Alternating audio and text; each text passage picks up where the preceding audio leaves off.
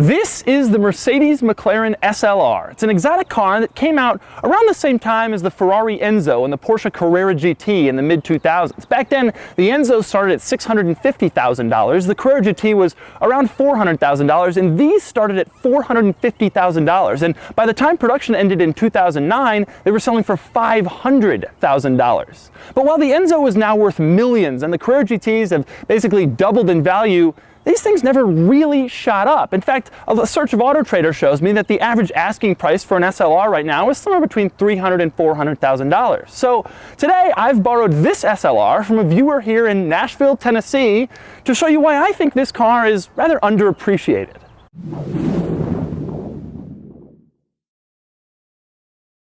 Before I get started, a brief overview. The SLR was made from 2003 to 2010 as a joint venture between Mercedes and McLaren. And, little known fact, despite the Mercedes badge, it wasn't made in Germany, but rather in McLaren's factory in the UK. It uses a supercharged V8 that makes 617 horsepower and 580 pound-feet of torque, mated to a 5-speed automatic transmission. It'll do 0 to 60 in 3.5 seconds, and it tops out at an amazing 207 miles per hour.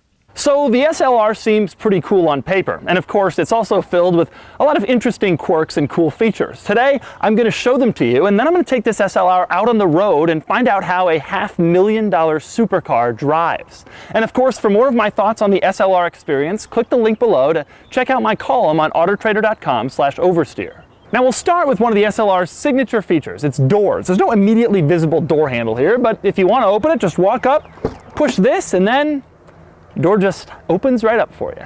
Now, once you're inside, you may be wondering exactly how you close the door. Well, there's no button that automatically lowers the door. Instead, you just pull the handle, which is actually not that hard to reach, and then the door's closed.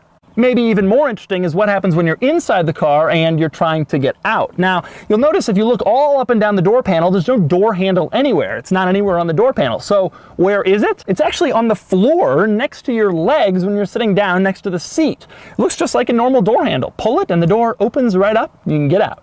Now, speaking of things opening, let's talk about one of my favorite features of the SLR, the hood. I've always loved this hood. It is massive, it is flat, it is giant.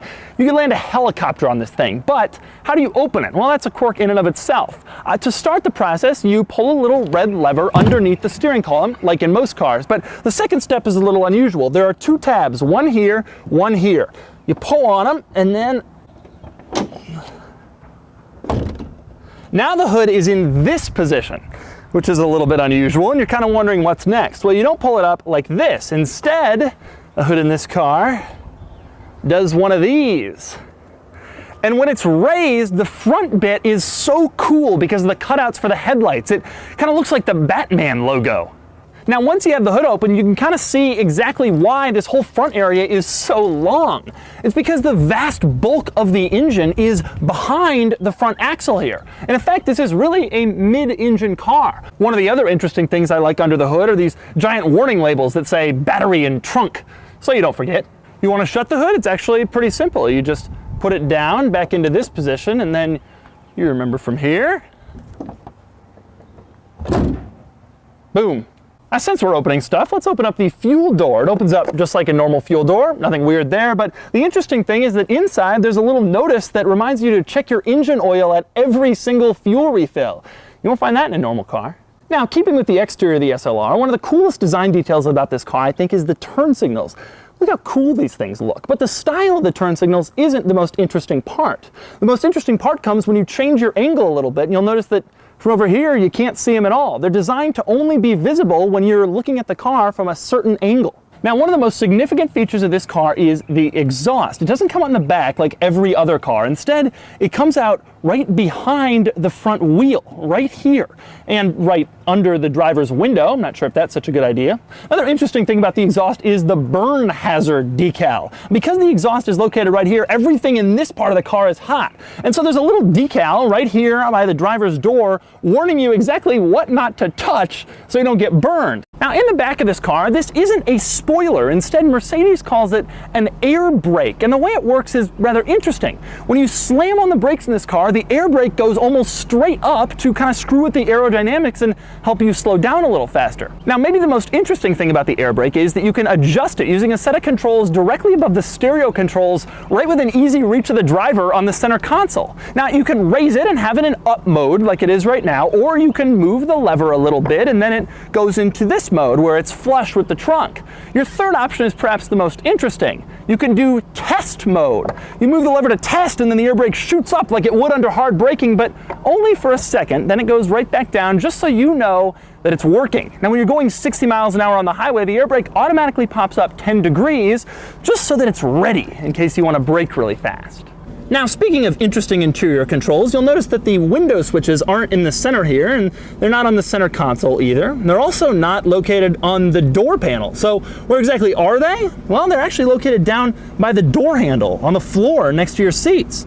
Push them and they roll up and down the windows, just like normal window switches. Now, the other interesting control located down here by your legs is the seat control. Now, Mercedes makes a wide variety of power seat controls, and they all look about the same with various different buttons for different parts of the seat. But in the SLR, these seats are one-piece carbon fiber racing seats, and so the seat control is actually just one button. You push it and pull it and move the seat forward, and you can tilt it back or forward, but the seat moves as one whole unit. It's kind of a weird experience compared to a regular Mercedes. Now, since we're on the subject of interesting controls, move to the center of the SLR where there are quite a few of them. For example, look at the center control stack. You'll notice that you don't see the stereo controls. Where are they? Well, actually they're hidden under the giant SLR logo. Push it, it opens right up, and then you can control the stereo. Now, speaking of the cool buttons in the center of this car, let's talk about the coolest one. That would be the engine start button. It's located on the top of the transmission lever, which is an unusual place. Now, a lot of Mercedes models at the time had the button there, but none of them had it quite as cool as this because it's located under this cool gated aluminum knob. You lift it up, then you push the engine start button like you're firing a missile in a fighter jet. Unfortunately, there is one little drawback to the engine start button, and that would be the fact that you can't just get in and push it. Instead, you have to get in, turn the key like you would in a normal car, then you can push the engine start button. It's a little strange.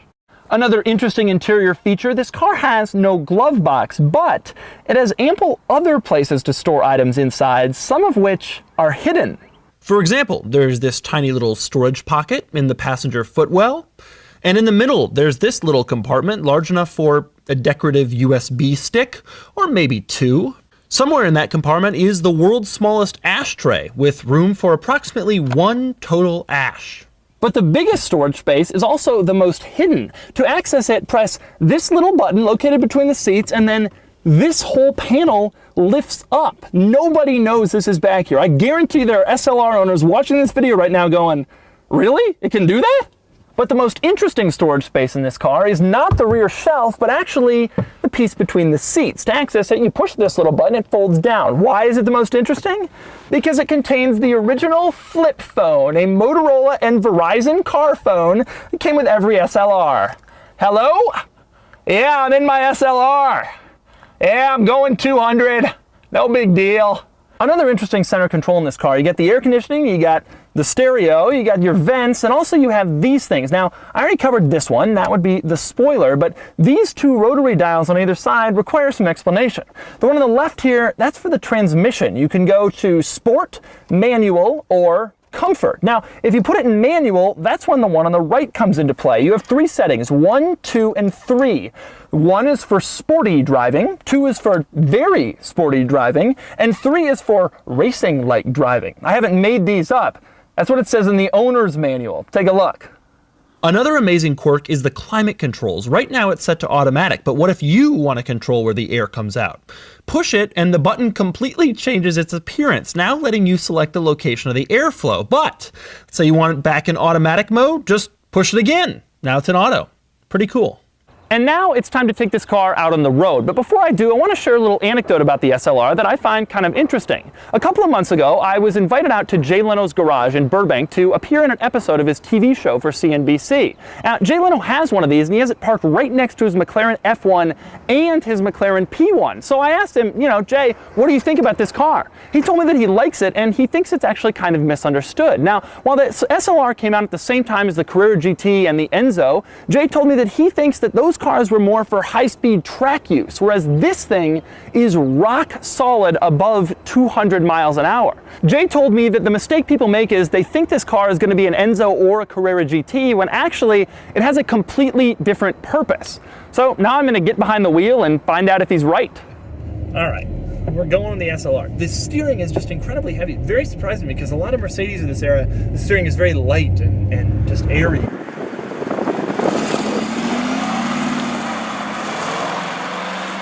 Low-speed steering is just almost feels like we don't have power steering. And the other thing you notice right away is they got a long hood in this vehicle. There's a lot in front of you.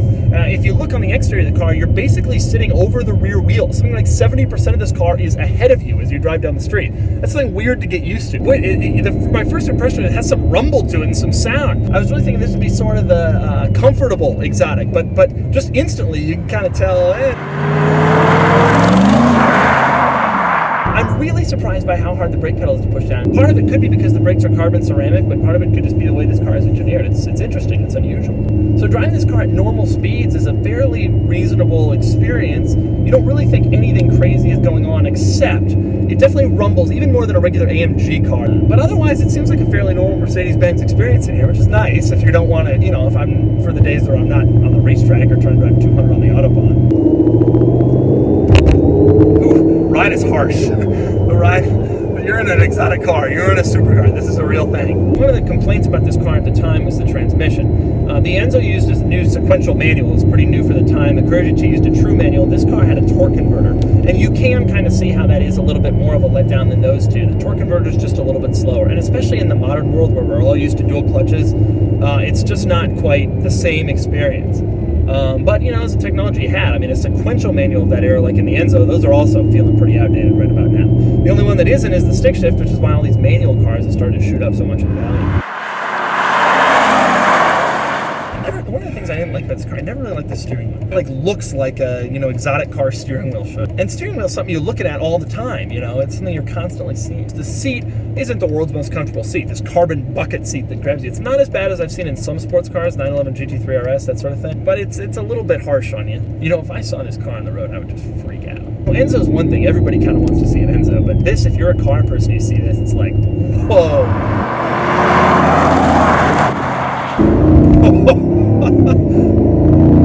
Wow. That was about a half throttle. That is pretty intense. This thing can haul. And the experience of it hauling is great. Modern cars are kind of cut off from the road. This one actually really rumbles. It's more of a muscle car than I expected it to be when I dropped it in. Whoa, that's crazy. And that's supercharged. You can hear the whine. That sounds so good. Wow. Yeah, this car could pass just about anything. I feel like kind of Superman in this car. I can change where we are and instantly, which is interesting because this car is not small. You really think of a car that can kind of zip around like as a GT4, GT3 style car, which this isn't. But it's so fast, and the power comes on very quickly. Boy, and I love that sound. It's remarkably stable and composed just on a normal, everyday road here. The ride is harsher than a CLK or an E-Class or something like that when you go over bumps. But I could sit here for a while. I don't even find the seats to be that uncomfortable. It's just that they're not really all that adjustable, and they do kind of hug you. If you were a larger person, I think you'd have trouble in this car. I'm going to give it a little gas right here. Wow. That is monstrously fast. The other crazy thing is, it just felt like it was going to keep going. It's funny because this car is, 12 years old? It came out in 03, 04, something like that. So it's 12, 13 years old, the design is. But this thing could keep up with any modern car today. I actually think it is best to just let the car do the shifting itself. You start playing around with it and you try to be like a little sports car driver. That's not really the point of this car. This is a serious, put it on the highway and floor it and see what happens kind of car. When I'm accelerating hard in this car, it feels very stable. The faster you go, you don't start to feel nervous. This car feels like it has barely scratched the surface of what it can do. I don't know that I've ever been in a car that accelerates so quickly at half throttle. It is a big car. You can feel that when you're turning it. And the other thing you can feel when you're turning and you kind of moving the wheel is you can feel all that weight in front of you. It is so fast, but there is a lot of front weight. And the steering is good and the handling is pretty good, but there is a lot of front weight, and you really have to keep that in mind when you're making turns, especially high-speed turns. It's not that it's bad, it's just a different way of driving the car. The steering is very precise, but the handling is kind of affected by all that weight in front. But it isn't the sensation you would get in a mid-engine exotic car like this one's rivals, the Enzo and Carrera GT. But you know, it's interesting, these comparisons to Carrera GT and Enzo, just because they came out at the same time, they cost about the same. It's laughable. I mean, it's been a while since I've driven Carrera GT, but it isn't even close. It's such a different car. That car really is. It felt like a big MR2 or 911 or Lotus Elise or whatever. This thing feels like, I don't even know how to put it, like a Mustang, or, you know, because it has big front engine, tons of power. This is a muscle car. It's a straight line car. It handles pretty well, but it's just got a lot of weight and a lot of.